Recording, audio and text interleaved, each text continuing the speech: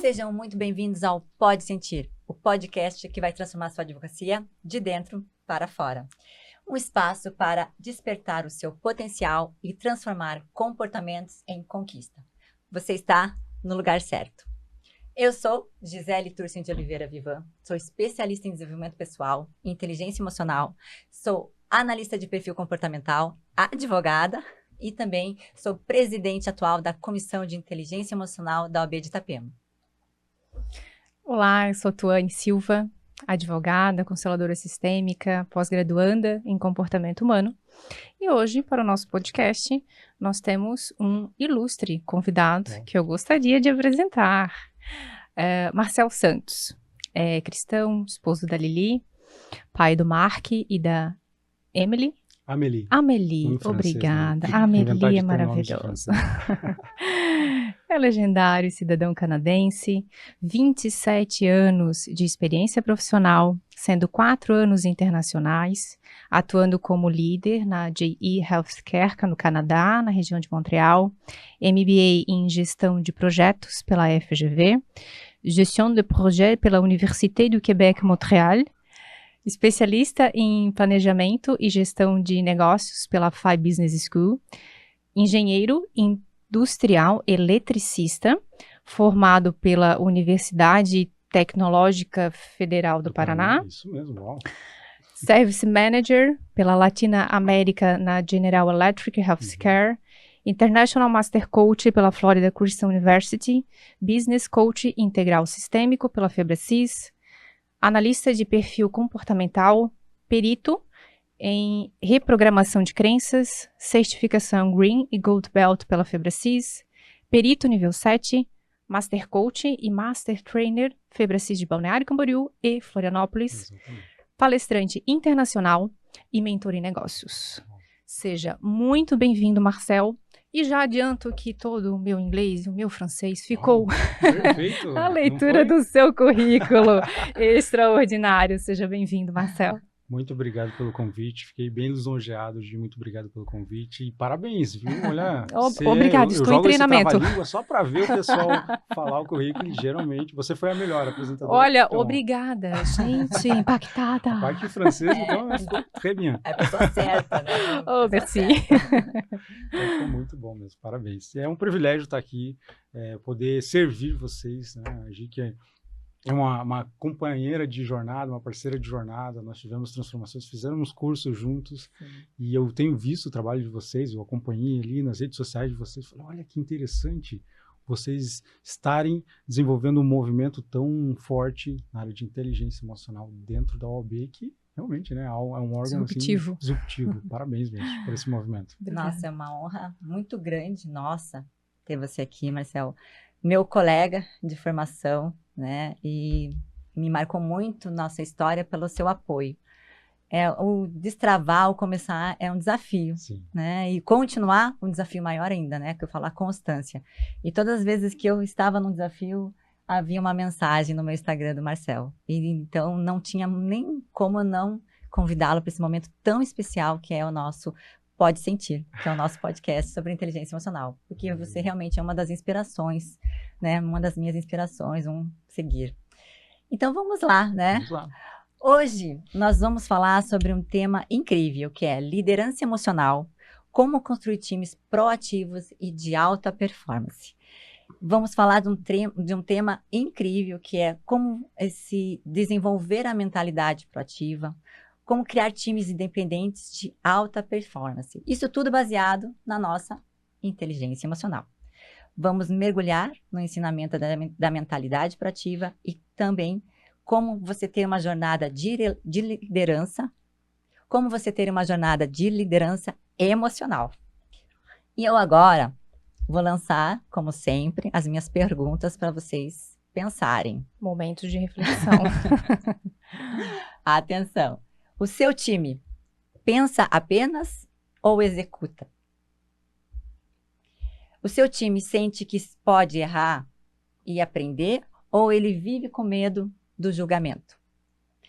O que está te impedindo de alcançar o próximo nível na sua carreira? Falta de oportunidade ou falta de atitude? Vamos lá. E vamos começar com o conhecimento, com a sabedoria do nosso amigo, do Marcel. E aí, Marcel, a sua experiência.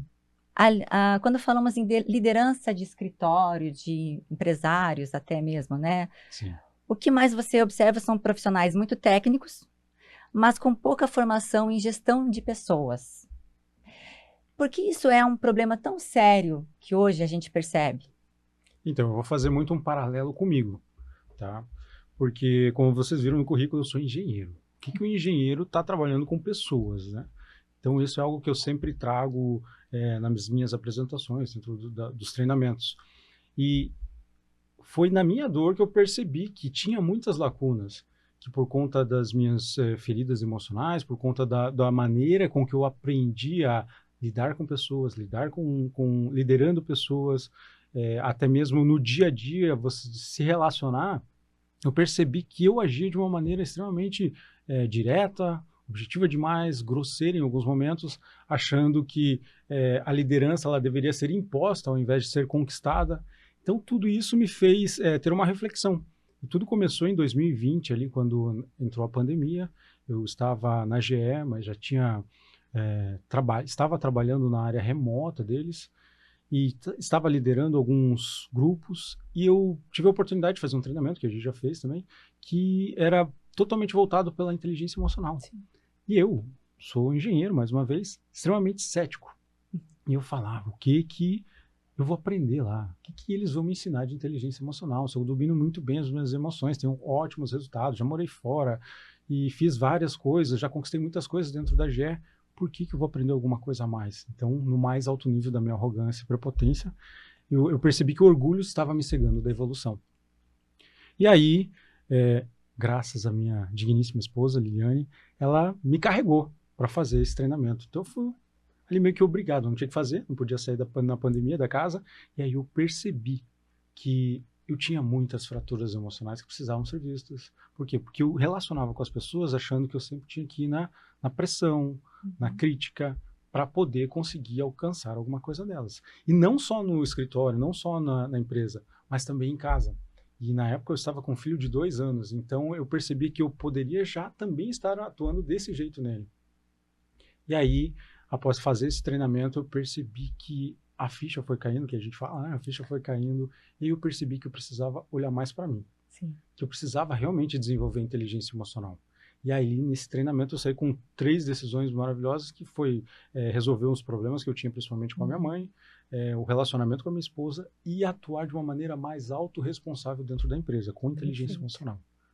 Aí eu percebi que era um outro nível de liderança. A partir do momento que eu começo a atuar dessa maneira, fazendo um processo também de formação em coach, contratando um coach para trabalhar essas fraturas em mim, eu percebi que eu poderia ser um melhor líder. Eu poderia realmente atuar e exigir, não exigir, mas influenciá-los da melhor maneira para que resultados melhores fossem alcançados. E aí, nesse meio tempo, é quando eu percebo que eu entrei em alta performance e nosso time ali, nós conseguimos desenvolver um projeto que salvou mais de $237 mil para a GE em apenas 6 meses. Isso chamou muito atenção, viu que realmente poderia gerar muitos recursos para a empresa. Sim. E aí eu sou convidado para palestrar em outras GEs, para explicar o que nós estávamos fazendo, da metodologia. Então eu percebi o quanto a liderança, se ela não for... se ela for falha, se ela for estruturada no sistema cultural tradicional, infelizmente ela pode machucar os colaboradores, os liderados. Já se você levar para o âmbito da inteligência emocional, você vai prosperar muito. Por quê? Porque os teus colaboradores vão trabalhar da melhor performance. Você vai prosperar não só ali como líder, mas também em casa, porque isso acaba refletindo como um todo, de uma vida sistêmica. Perfeito. Não é apenas aquele ponto específico, né? É literalmente sistêmico, porque reverbera. Quando tu estás na tua atuação profissional, tu já traz, tu não vem totalmente vazio, tu traz a tua bagagem, tu tem a tua vida profissional, tu tem o teu ser que, na verdade, está ali para servir, né? A palavra serviço, ela tem a o seu significado e o ser está contido na própria nomenclatura, né? Exato. E a autorresponsabilidade que chama mais atenção, né? Que até a gente vai depois falar mais sobre a mentalidade proativa, né? Sim. Você assumir que para ter efeito, a tua equipe, teu time ter efeito, você começa por você. A mudança começa em Isso. você. Então, muitas vezes eu também compactuo com o teu discurso, assim, o outro estava errado, né? O problema era o outro, a eficácia do outro, a gente sempre colocando a culpa fora da gente, né? Sim. Mas quando a inteligência emocional começa a identificar que a responsabilidade primeiro começa em mim, para depois, através, né, dos seus efeitos, da sua sabedoria, você conseguir transformar a vida do outro. Exato. Então, a autorresponsabilidade na liderança é o ponto-chave, né? Sim, sim. Se ela não trouxer para ela, entendendo que se meu time falhar, a culpa é minha. Se meu time também conquistar os resultados, também é minha. Por quê? Porque eu sou responsável por aquele time. E se ele falhou, como nós estávamos falando anteriormente, às vezes a falha é do comunicador. Isso. Entendeu? Se os seus liderados não conseguem entender que aquela era a missão, que aquela era a visão, não conseguem saber para onde estão indo, é porque você falhou como líder no direcionamento com eles. A responsabilidade da comunicação é do comunicador. Né? Exato. E como que a gente pode colocar a liderança emocional? O que é ser um líder com inteligência emocional? Para a gente passar para as pessoas assim, o que é o líder emocional age de diferente do líder racional que era o nosso passado, né? Mas, então, o líder emocional, ele primeiro precisa entender a si mesmo. Primeiro ele precisa entender quais são as suas emoções, entender nos momentos de crise, nos momentos de pressão, como ele atua, como ele responde. O líder que tem inteligência emocional, ele vai saber que se determinada situação ocorreu ali com os liderados ou com a empresa, o escritório de advocacia, ele vai ter entendimento daquilo e responder de maneira o quê? Não simplesmente esperneando, gritando, berrando. Nós vemos muitas pessoas realmente da old school que batia na mesa, gritava com o funcionário, em determinada situação, botava a culpa em outras pessoas. A partir do momento que você entende que aquela situação, poxa, me deixou irritado, ok, como eu respondo perante essa situação? Eu vou analisar a situação, vou ficar realmente, ter um momento de raiva, mas não deixar que a ira exploda, não deixar que isso tome conta. E dessa maneira você atingir a regra que nós falamos é a regra 10-90, tá? Busque saber o que é essa regra 10-90. Que é o quê? 10% de energia que você coloca para aquele problema que aconteceu e 90% é para resolver de uma vez o problema. E junto com os seus liderados. Aí eles entendendo que você tem o controle das emoções, entendendo que você está preocupado com eles, eles tendem a seguir no mesmo caminho. Num estudo que a gente observa até, como a gente pode procurar na internet, no Google, né?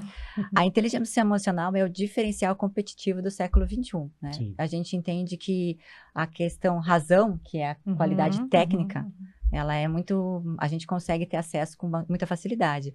Agora, essa capacidade de gerenciar as emoções, e principalmente na liderança, e principalmente agora a gente entrando na mentalidade proativa, é o desafio e é o diferencial, é aquele plus do sucesso que a gente diz, né, Marcelo? Exato. O porquê dessa necessidade, dessa competência, né, para o futuro. Porque quanto mais lidamos com pessoas, mais necessário é a inteligência emocional, porque, infelizmente, nós somos criados por pessoas, né, por pessoas que foram fraturadas aí na infância, que reverberam isso como pais nos filhos e por aí, consequentemente, isso acaba trazendo como conhecimento, né? Isso eu digo de mim mesmo. A maneira com que meu pai lidava nas situações empresariais era de um jeito, tanto que ele nem empreendia. A minha mãe também, a maneira com que ela lidava com as pessoas, ela não gostava de se expor, então eu também era extremamente fechado. Então isso tudo reverberou num adulto fraturado.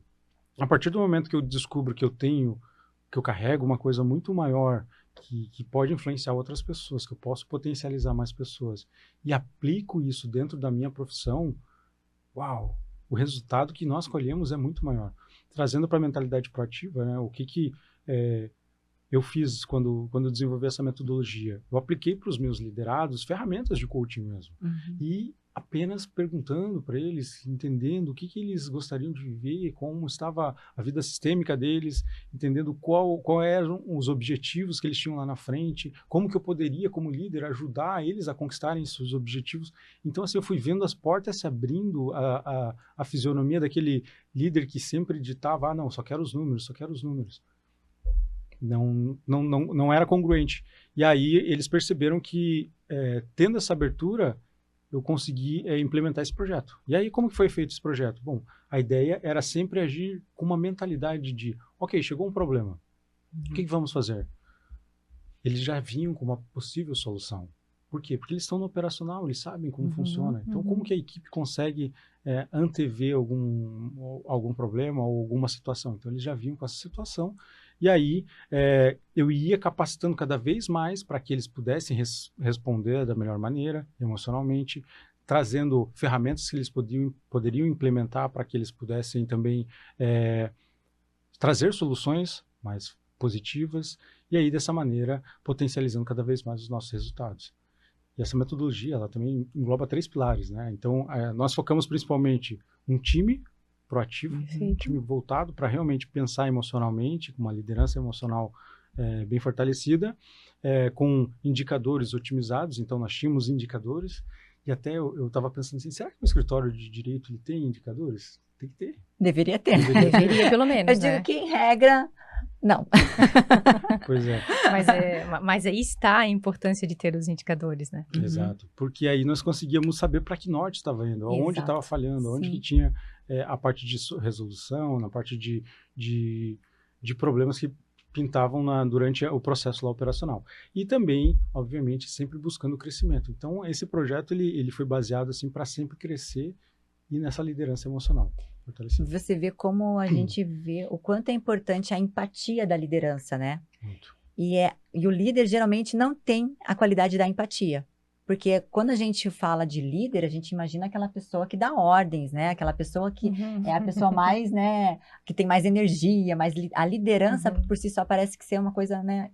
Mais indireta, né? Ou direta, vamos dizer, né?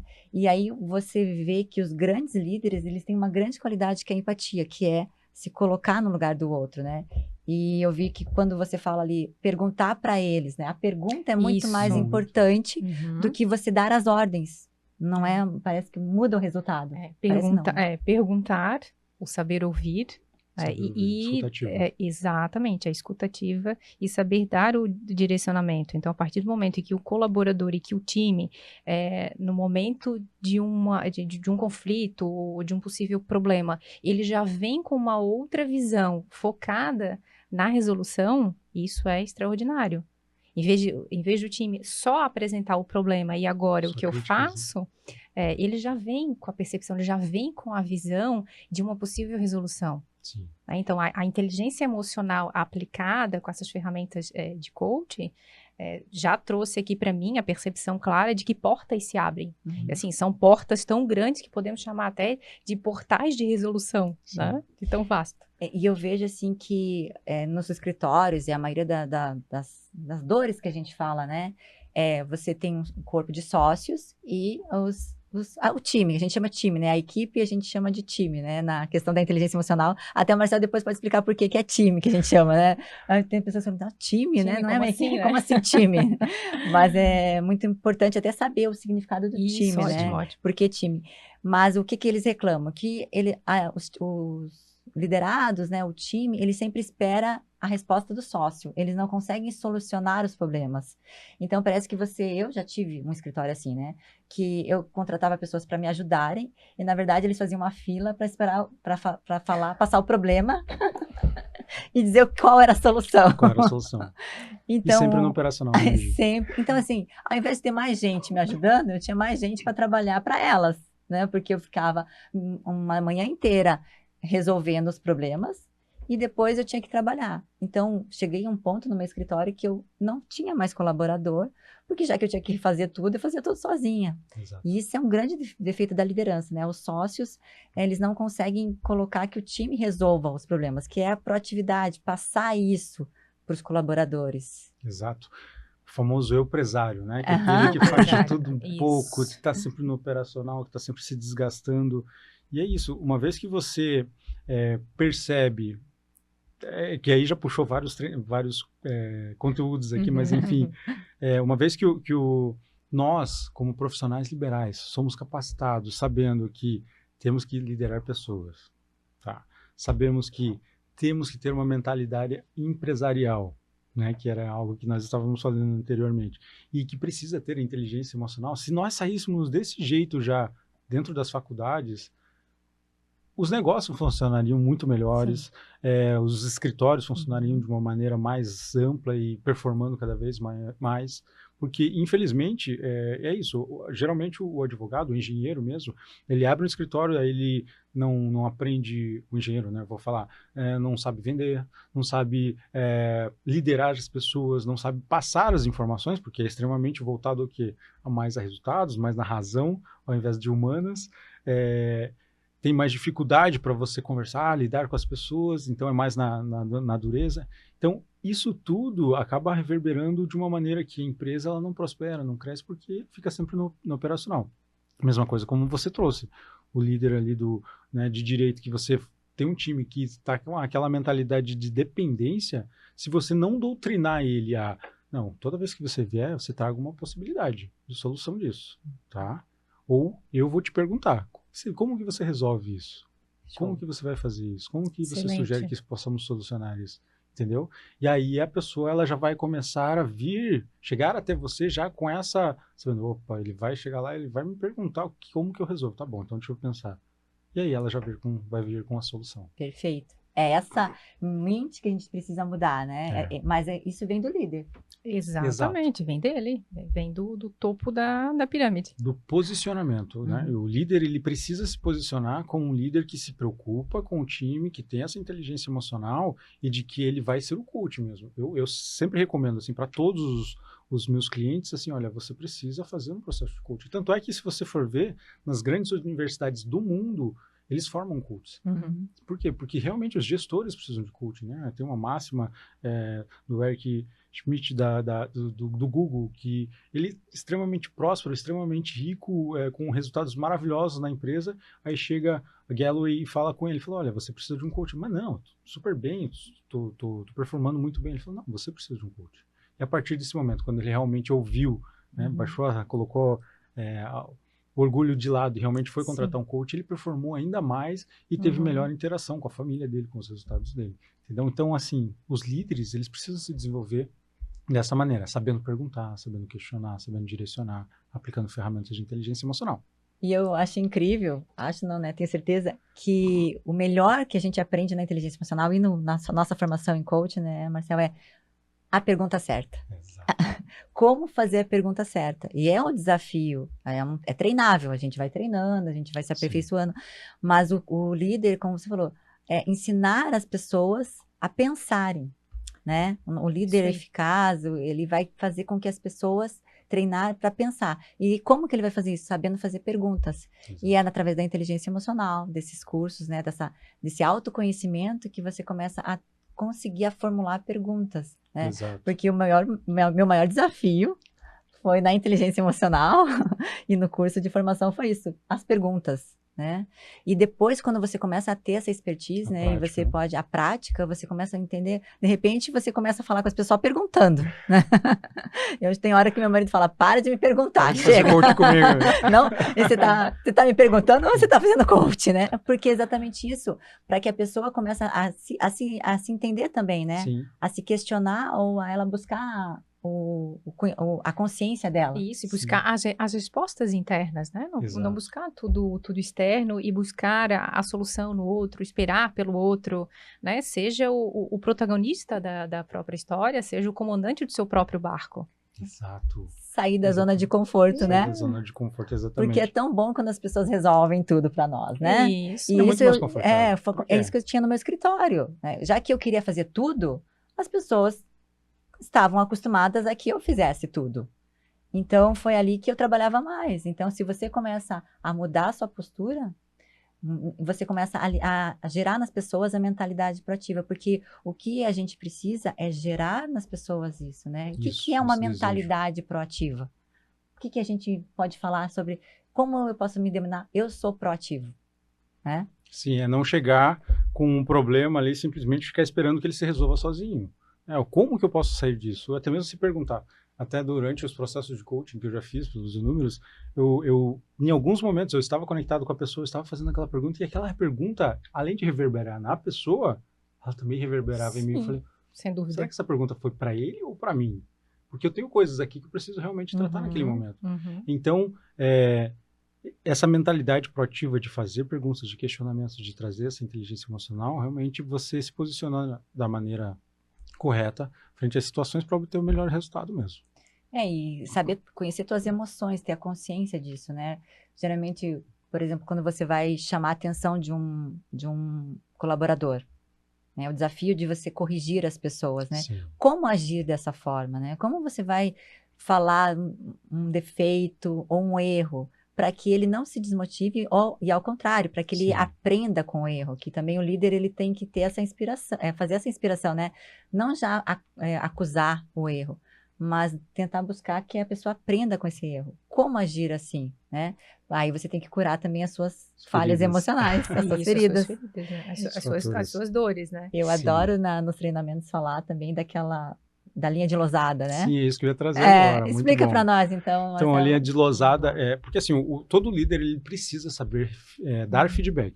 Receber também, estar aberto a receber, mas saber dar feedback. E existe uma metodologia criada por Marcel Losada, que tem um nome muito bonito, né? Mas criada por Marcel Losada. Por coincidência. Onde ele fez vários experimentos para ver o comportamento e a reação das pessoas quando ele dava interações positivas e negativas. E foi percebido que depois de 6 a 8 interações positivas, a pessoa ela respondia mais, respondia de uma melhor maneira. Para quê? Ele fazia 6 interações a 8 interações positivas e aí trazia um feedback negativo. Aí a pessoa ela produzia mais, ela entendia que aquilo realmente era construtivo para ela. Sabe, obviamente, você precisa dar de uma maneira que a pessoa vai gerar consciência e a capacitá-la para que ela saia daquela situação de falha, de erro. Ou seja, você precisa treinar também.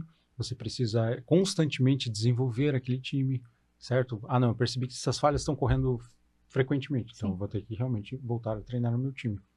E essa linha de losada, ela te ajuda a isso, a fazer o feedback, uma ferramenta que a cada tempos ali você pratica. Nós entregamos para os nossos clientes, existe até um quadrinho lá que ela pode ir preenchendo com os nomes da pessoa e quantas vezes ele faz, é bem interessante.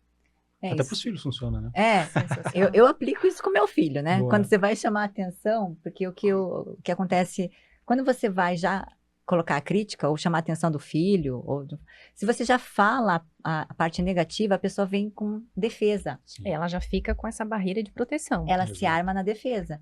Então, se você vem numa conversa de falar os aspectos positivos, que é até um reconhecimento, né, também, né? Porque eu já tive falas assim, poxa, eu acerto tudo. Logo quando eu erro, você fala, né? Só lembra dos erros, né? Então, essa linha, né? Esse sistema, você fala os pontos positivos e a pessoa começa a se desarmar. Ela entende, não, ela viu coisas positivas em mim e esse detalhe é um detalhe negativo. Eu acho que neurologicamente a pessoa já fica entendendo que realmente não é algo que afronta, mas algo para construtivo. Então eu acho que isso é uma dica ótima. Muito obrigada pelo Marcel, para os líderes, né? Através do nosso Marcel aprendemos. E já então nesse contexto de equipe, de time, diga-nos sobre o porquê a nomenclatura time. Por gentileza. Time, né? Porque assim, existe bando, existe equipe, certo? E existe time. Bando é aqueles que estão todos espalhados, bagunçados. Equipe, ok, nós estamos lá reunidos, é uma equipe que está lá fazendo, comemorando, gritando, mas time o que é? O time joga junto, sabe qual que é o objetivo, é um ajudando o outro, é um passando a bola para o outro, em prol do quê? De uma visão, de uma missão, onde a gente vai alcançar ali no final. Então, essa é a nomenclatura de time, né? Para que o teu time realmente vá alcançar o objetivo do líder. E aí, se o líder não tem esse objetivo claro, essa missão e essa visão clara, isso também é um problema. E aí, como que o líder tem que mostrar a visão para para o time para ser proativo? Que coisa que cai na inteligência emocional de novo, né? De novo. Que coisa, mas será que é importante isso, gente? Exatamente. Então, o líder que não tem uma visão clara para onde ele quer ir, para onde o escritório quer ir, ou ele mesmo como advogado, né? Aonde que eu quero chegar, se eu quero entrar na OAB, se eu quero ir para um cargo de gestão ou não, se eu quero apenas ser reconhecido na minha região. Então, se ele não passar essa visão, não trouxer também missão, visão e valores para o time não vai jogar a favor, não vai jogar em prol, não vai estar conectado com ele. E, obviamente, acontece isso que você estava vendo, né? Que é um time que, ok, jogava sempre pro líder. Imagina, chegar e jogar bola pro técnico.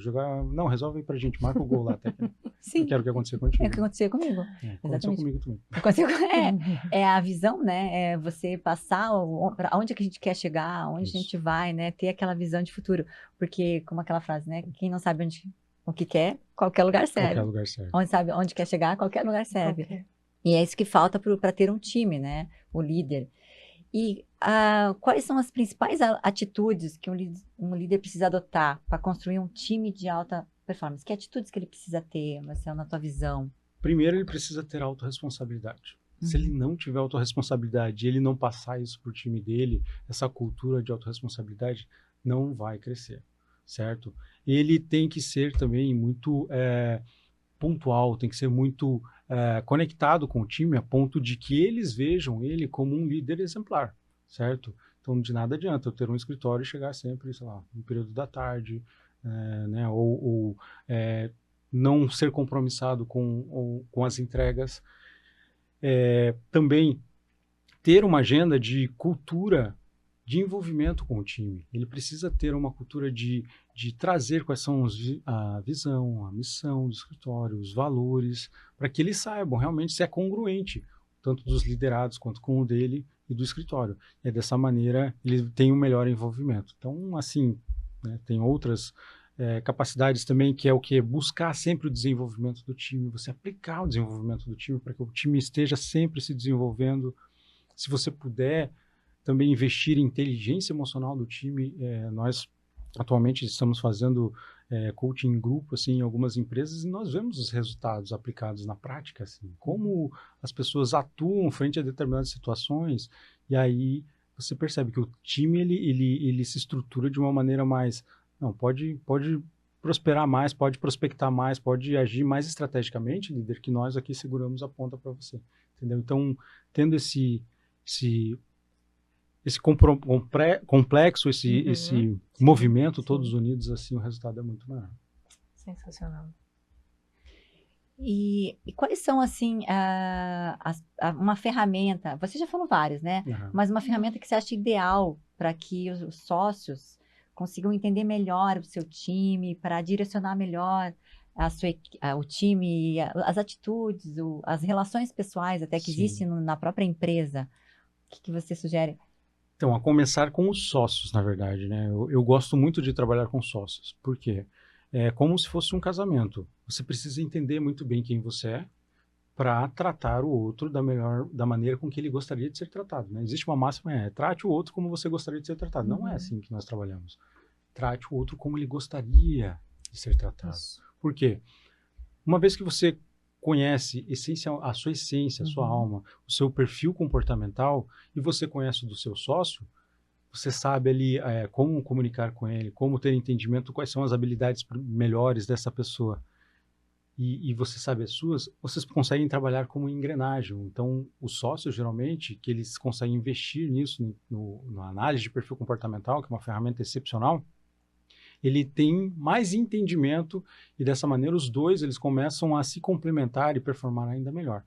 E uma vez que você tem essa aplicação de ferramentas não só para os sócios, mas também para o time, você consegue observar que algumas cadeiras elas poderiam ser trocadas. Por quê? Porque tem algumas habilidades, por exemplo, eu já peguei funcionários em que um dos colaboradores gostava muito de falar, era extremamente enérgica, muito falava, gostava de se relacionar com as pessoas, estava cuidando do financeiro, mexendo com planilhas.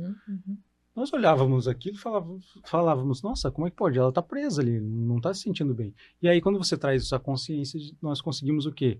vira uma oportunidade de deslocar essa pessoa para uma outra tarefa relacionada a Excelente. pessoas, relacionada à prospecção, a vendas ou qualquer outro que vai explorar melhor aquela habilidade. Uhum. Então, uma das ferramentas essenciais para isso, para você conhecer melhor o seu time, conhecer melhor os seus sócios, é o perfil comportamental. A análise de perfil comportamental é excepcional. Excelente e até necessária, né? Uhum. Trago aqui até uma fala, uma conversa que eu tive Sim. com um dos meus clientes empresariais. Ele tem poucos colaboradores, mas ele em si, como CEO, ele tem um olhar muito atento.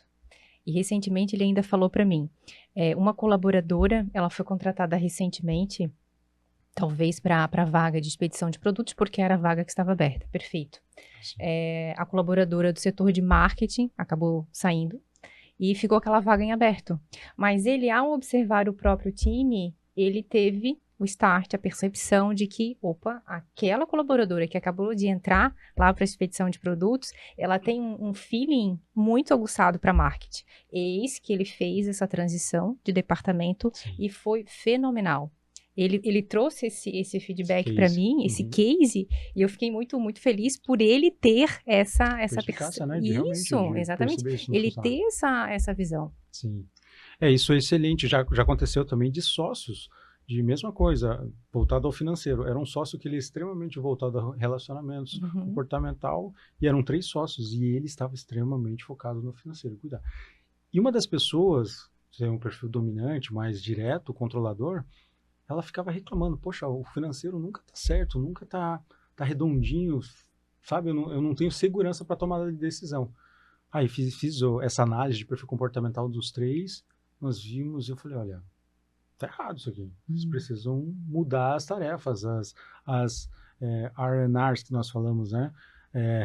Roles and Responsibilities, que é você mudar as responsabilidades, funções que cada um deve implementar dentro da empresa, praticar dentro da empresa.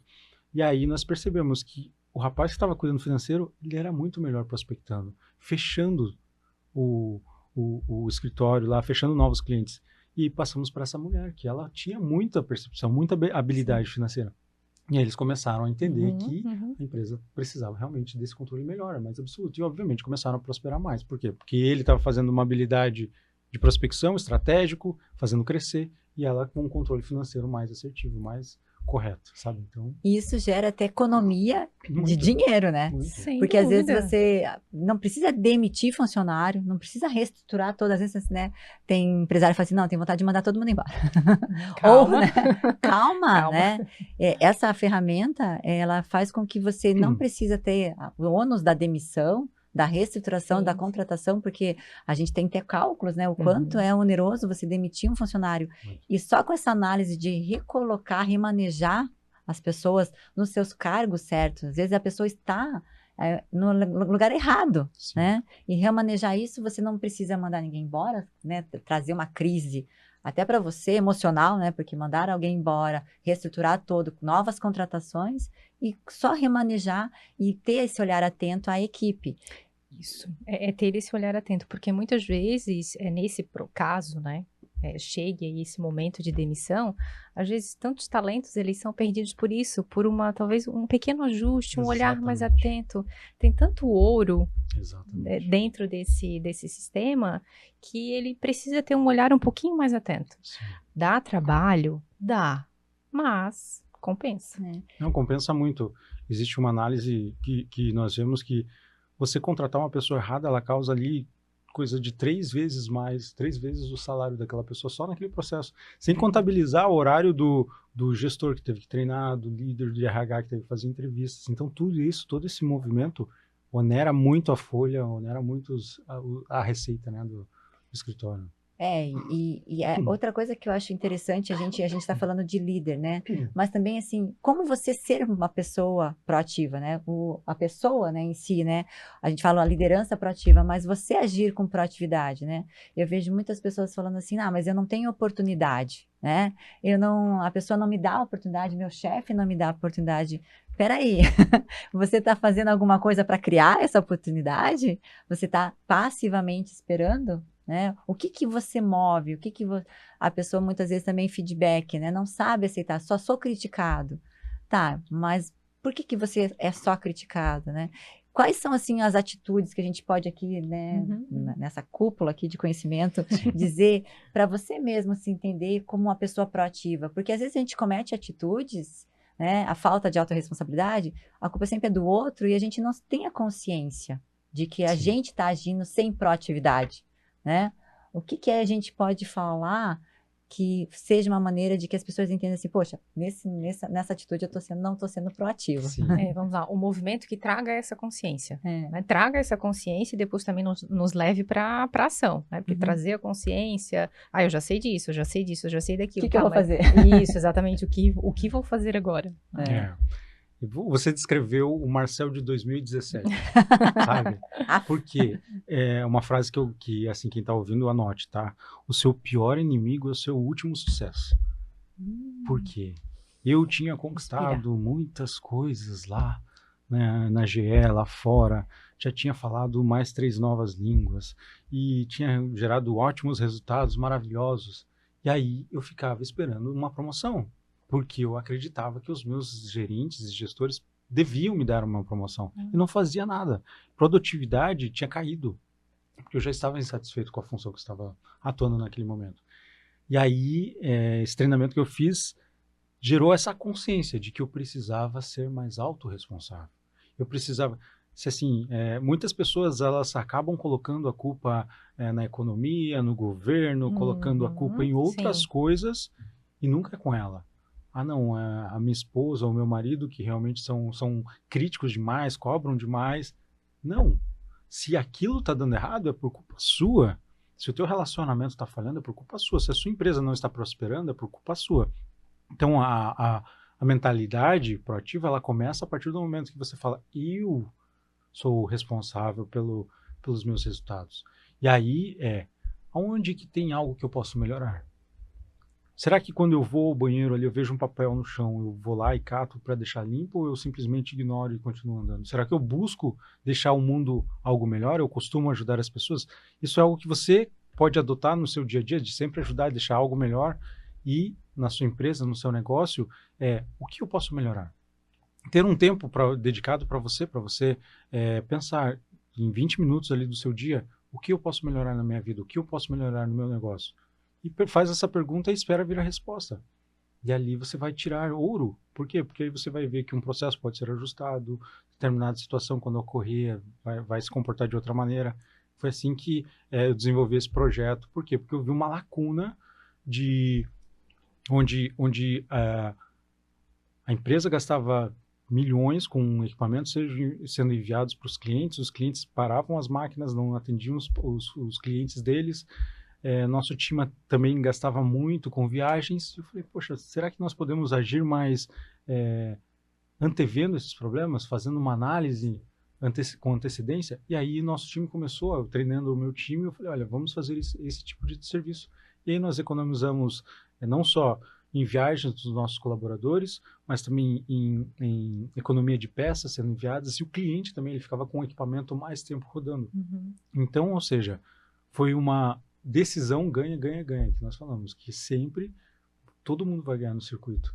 Então, você tem uma mentalidade proativa, é você se perguntar o que eu posso fazer de melhor que vai ajudar todo mundo, toda essa cadeia, não só a mim, mas o meu cliente final, também os meus colaboradores. Perfeita fala. Excelente. Sempre ter a consciência do que um algo a mais, né? A gente fala assim, o segredo do sucesso, que não é segredo nenhum, né? Se for segredo, ninguém contava. Mas qual que é o teu plus, né? Qual que é o teu algo a mais? Qual que é a tua cereja do bolo? A tua raridade. Adoro a cereja do bolo. Qual que é o teu plus, algo a mais, né? E eu falo, né, na minha fala, até para as crianças, para os adolescentes, quando eu fala sobre inteligência emocional, eu falo assim, o sucesso, né, é um algo a mais, o teu plus, o que você faz um pouquinho a mais, o que você faz diferente do outro. Ser advogado, né, todo mundo ser empresário, todo mundo mas tem os que se destacam. E aí, qual é o teu algo a mais? É você ser o proativo, é ser aquele que não reclama, que vai lá e faz alguma coisa. Né? Pode ser que acerte ou erre, pode, mas você se moveu, é o mover, né? Exato, não ficar na zona de conforto. Não ficar na zona de conforto, na reclamação, Isso, né? a reclamação em si, né, já é o ato de clamar novamente. Uhum. Já começa por aí, né? Já tira a tua proatividade já, Isso, né? é. E assim, ser um profundo conhecedor da própria vida, da própria alma, é a melhor coisa que você faz. Autoconhecimento. É autoconhecimento. Né? A inteligência emocional, ela vem para isso. Por quê? Porque você vai se entender melhor. Você vai entender quais são as fraturas que você teve no passado ali que precisam ser curadas a ponto de você responder melhor a determinadas situações. Vai entender como lidar com as pessoas, como falar com as pessoas para que você obtenha o melhor resultado com elas. Então, tudo isso vai cooperar. Existe um termo que veio aqui para mim, que eu não sei se vocês me permitem falar, que na Roma Antiga, já ouviram falar de sinecera? Não me recordo. Tá. Diga-nos. Na Roma Antiga, Pode falar, vamos lá. alguns escultores, eles usavam, certo, madeiras de ótima qualidade para fazer suas esculturas, e tinha um valor excelentíssimo, alto. Porém, alguns escultores, eles pegavam algumas madeiras apodrecidas, com cupim, e aí o que eles faziam? Eles colocavam cera nela para esconder as imperfeições e fazer as suas obras de arte. Com o tempo, os compradores de arte, eles começaram a observar que existiam esculturas com cera e algumas sine cera. Ou seja, esses principais escultores que usavam madeiras de ótima qualidade, que não faziam essa enganação, eles começaram a falar, não, eu vou vender a minha escultura, e a minha escultura é sine cera. Ou seja, eu estou mostrando a minha escultura na essência dela, na perfeição dela, sem esconder nada, sendo sincero, sendo autêntico. E aí a pergunta é, será que eu estou sendo autêntico comigo? Será que ou eu estou maquiando algumas situações? Será que eu estou escondendo a minha emoção para tomar decisão? Então, eu gosto muito de trazer esse termo, por quê? Porque a pessoa ela possa buscar cada vez mais o autoconhecimento e não se esconder atrás das desculpinhas, dos post-its que colocaram nela, das limitações da zona de conforto. As crenças, né? As crenças. Voltamos nas crenças, né? Naquelas dores do passado. E quando o Marcel falou, eu lembrei muito da nossa palestra com a doutora Quitéria, vamos citá-la, sim. que é a sua autenticidade, né? Isso. O que a gente precisa resgatar, né? E para que a gente potencialize nossas qualidades, nosso sucesso, é voltar a ser autêntico. Isso. Nós nos colocamos em caixinhas, né? E daí, de repente, a gente não se identifica mais. E aí a gente não consegue mais agir naturalmente e agir com facilidade. Porque é na nossa autenticidade que está o nosso sucesso. Que a gente foi feito para brilhar do nosso jeito. Isso. E cada um dentro da sua unicidade, né? Da sua particularidade, né? Da sua autenticidade. A gente já aprofunda o assunto. Eu preciso falar de ti, porque você foi isso, né? Eu estava na sala ali contigo, recebendo aquele treinamento, quando a Gia, ela tinha dificuldade em pegar no microfone, sabe? De falar, ela tremia.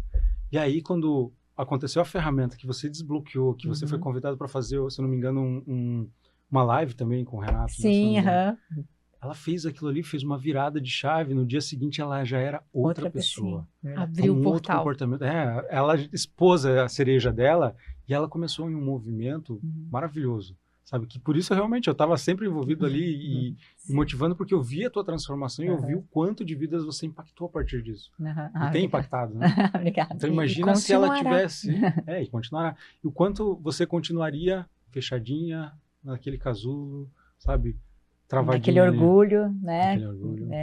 Porque o que foi é se permitir, né? Porque eu falo sempre nas nossas aberturas, nos nossos temas, né? Se permita. E eu não permitia. Porque eu tinha aquele orgulho, né? A Gisele, já falei aqui no outros podcasts, mas Gisele, mestre em Direito, pós-graduada, o que vai fazer ali, né? A gente, para nos quebrar. E aí, quando a gente quebra essa crença, né? Quando a gente quebra esse medo, essa barreira, a gente volta a ser autêntico. Porque nessa mesma ferramenta, eu lembrei que quando eu era, vamos lá, contar a história da vida.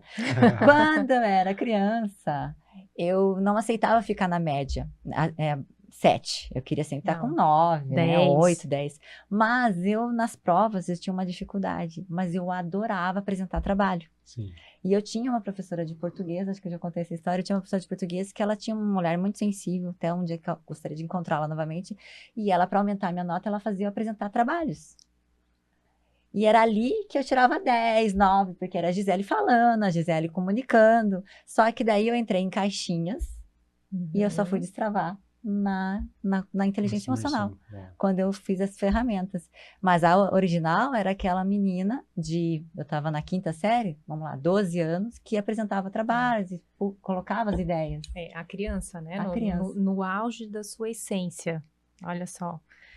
O quanto vale, né? Eu ainda não tenho filhos, mas vocês que já têm, o quanto vale ter esse olhar atento para os filhos, para as crianças que estão ali nesse momento de desenvolvimento e que estão expressando de fato a sua essência, né? E nós agora, como adultos, sabemos que com o decorrer da vida, muitas situações vão surgindo, muitas caixinhas vão sendo apresentadas e que de modo inconsciente nós entramos. Muitas caixinhas que nós entramos hoje e que talvez ainda estamos tentando sair delas, nós entramos no movimento inconsciente. Né? Então, é um processo. Para quem tem muita proximidade com crianças, principalmente para os papais, ter esse olhar atento para as crianças, para deixar e manter essa essência. Isso, exatamente, né? Essa essência, para que sejam, assim, adultos extraordinários. Sim.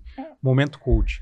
E era você que buscava uma nota ou era seu pai ou sua mãe que buscavam uma nota? Eu queria continuar sendo perfeita, a filha perfeita. Olha só. Né? Em razão da comparação da minha irmã, né? Eu sempre fui a melhor, eu sempre fui a de grandes resultados. Então, eu não poderia, de jeito nenhum, tirar uma nota mais baixa. Tirar nota baixa. Porque eu tinha que continuar sendo perfeita, né? Então, era essa a minha busca constante. E foi até, né? Então, as caixinhas que eu entrei era perfeição. Tanto que eu conto. Eu nunca fiz concurso público, porque eu sabia que eu não ia passar na primeira prova. Então, eu optei em ser advogada também por uma crença de não querer ser reprovada. Ave, meu Deus, estão sabendo tudo da minha vida. Ave, Jesus. Então, mas foi isso, né? Então, é bem isso. A gente precisa voltar a resgatar muita coisa. E é isso que a gente tem que ter consciência. É o que a inteligência emocional nos proporciona. Exato. E é muito bom quando a gente consegue revelar isso e falar com tranquilidade e aprender. Isso, excelente ponto. De trazer isso à tona, de possíveis dores, né, de décadas atrás, mas trazer não com o peso da dor, mas trazer com o peso da consciência, da ressignificação e entender que absolutamente tudo que acontece, por mais complexo que seja, tudo é aprendizado. Absolutamente tudo é aprendizado. Então, olhar para todo esse processo que hoje consideramos de transformação e ver hoje um resultado é extraordinário, não é? Gente, tivemos até sessão de coach aqui no nosso podcast. O podcast está ficando sensacional a cada episódio. Bom, Marcel, mas assim, voltando um pouco para o nosso... incrível, maravilhoso. Marcel, quais são os indicadores que você pode nos ajudar aqui a saber se a nossa equipe está parada, ou está evoluindo? A gente tem como identificar isso no time? Sim, você consegue ver no engajamento. Tá. Se você vê um time que sempre está levando atestado, ainda bem que mudaram as regras, né? Eu fiquei sabendo esses dias que mudaram as regras para tirar o atestado, mas fica dando atestado, fica dando desculpinha. Não consegui entregar isso ainda porque inventa uma historinha. Entendeu? Isso não, o que é? É um time descompromissado, que não tem engajamento. Isso são os indícios e indicadores ali de que o time realmente não está comprando sua bandeira, não está como um time, tá? Simplesmente como uma equipe.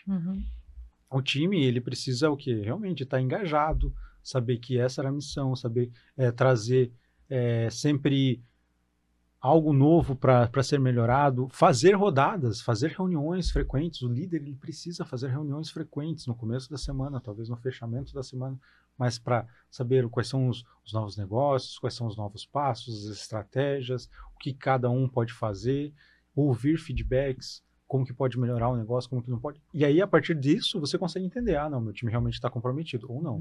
Meu time simplesmente está uma equipe, um bando, né, quem sabe até. É verdade. E é incrível isso, né, porque a gente, às vezes, fazendo treinamento nas empresas, o quanto é difícil eles se reunirem, né, assim, fazer o momento, né, eu tenho até empresas que têm uma equipe já lá, né, sedimentada, mas às vezes existem, por exemplo, umas empresas que são autônomos, né? Então, eles não têm aquela obrigatoriedade de estarem na empresa. Sim. Você fazer uma reunião, unir toda a equipe num mesmo momento, é impressionante como... Eu tenho muito essa dificuldade de agendar com a equipe toda, porque sempre alguém está fora, né? Então, essa mentalidade das pessoas também, ter esse tempo para treinamento, esse tempo de se dedicar a algo diferente, né? Eu vejo o quanto é desafiador. E o líder que tem a equipe na mão, ele tem essa obrigação, né? Sim. De poder fazer essas reuniões. Acho tão importante, né? Sim, o ponto principal está, de novo, na mentalidade do líder. Uhum. Porque se ele tem na mentalidade dele que ele vai parar 1 hora da minha semana para fazer a reunião, o que parar significa? Que simplesmente eu parei de fazer alguma coisa e eu estou perdendo dinheiro, Sim. estou perdendo tempo. Uhum. E a partir do momento que você fala, não, eu vou investir um tempo para que nós façamos essa reunião, porque daqui a gente vai sair, nós vamos sair com a empresa organizada para essa semana, as novas ações, os novos passos, ou seja, você vai economizar tempo, ao invés de ficar cada um correndo atrás do rabo do outro, entendeu? Então, o parar, começa já nessa mentalidade, o parar e o investir tempo para reunir, ou parar para treinar, como investir um tempo para me desenvolver, para treinar o meu time. Tem que ter essa mentalidade. O X aí entra até a mentalidade, né? É o parar ou é o investimento? É o parar ou é o investir? A simples troca de nomenclatura já te dá uma virada de chave que te leva a um olhar diferente. Né? Verdade.